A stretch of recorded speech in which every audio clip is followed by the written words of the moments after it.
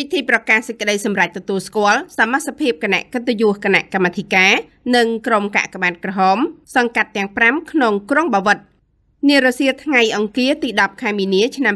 2026នេះលោកជំទាវ ហៃច័ន្ទសេរីទី2ចៅភិរុនអនុប្រធានគណៈកម្មាធិការសាខាកាកបាទក្រហមកម្ពុជាខេត្តស្វាយរៀងតំណាងឯកឧត្តមពេញពោធិ៍សាប្រធានគណៈកម្មាធិការសាខាបានដឹកនាំក្រុមការងារសាខាបន្តចុះធ្វើពិធីប្រកាសទទួលស្គាល់សមាជិកគណៈកម្មាធិការអនុសាខាចំនួន12អង្គនាក់គណៈកម្មាធិការអនុសាខាចំនួន11នាក់និងក្រុមកាកបាទក្រហមសង្កាត់ទាំង5ចំនួន15នាក់សរុបចំនួន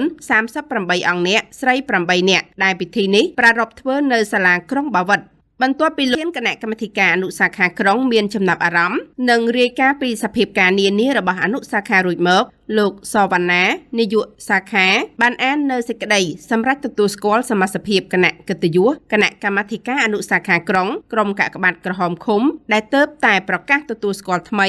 ត្រូវខិតខំប្រឹងប្រែងលើការងារមនុស្សធម៌ដើម្បីផលប្រយោជន៍ក្នុងការជួយសង្គ្រោះដល់ប្រជាពលរដ្ឋដែលងាយរងគ្រោះនិងរងគ្រោះដោយសារគ្រោះមហន្តរាយផ្សេងៗ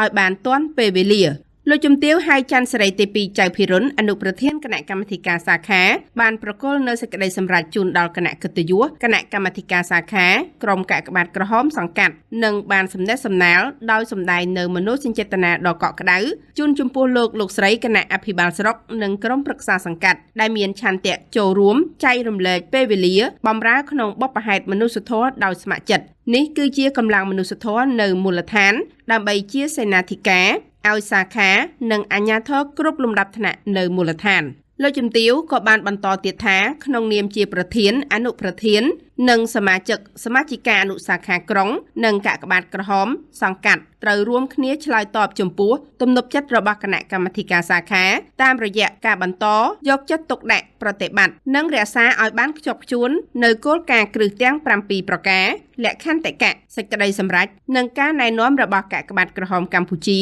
ដើម្បីបំពេញភារកិច្ចឲ្យបានជោគជ័យព្រមទាំងរក្សានិងពង្រឹងសាមគ្គីភាពក្នុងជួរគណៈកម្មាធិការដោយទទួលយកការប្រឹក្សាជាមួយគណៈកិត្តិយសអនុសាខា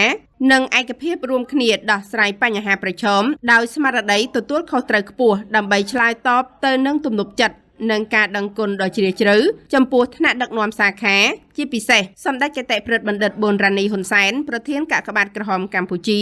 ត្រូវពង្រឹងការផ្សព្វផ្សាយនិងចុះបញ្យលណែនាំដល់ប្រជាពលរដ្ឋនៅតាមមូលដ្ឋានអំពីការថែទាំសុខភាពនិងការរក្សាអនាម័យបរិស្ថានដើម្បីជៀសវាងកើតមានជំងឺដង្កាត់ផ្សេងៗបន្ទាប់ពីបញ្ចប់ពិធីប្រកាសនេះសមាជិកទាំងអស់ក៏បានចូលរួមទទួលការផ្សព្វផ្សាយចំណេះដឹងនិងដើម្បីជាសក្ខីភាពបញ្ជាក់អំពីអត្ថន័យសកម្មភាពមនុស្សធម៌របស់ចលនាកាកបាទក្រហមអតិច័ន្ទក្រហម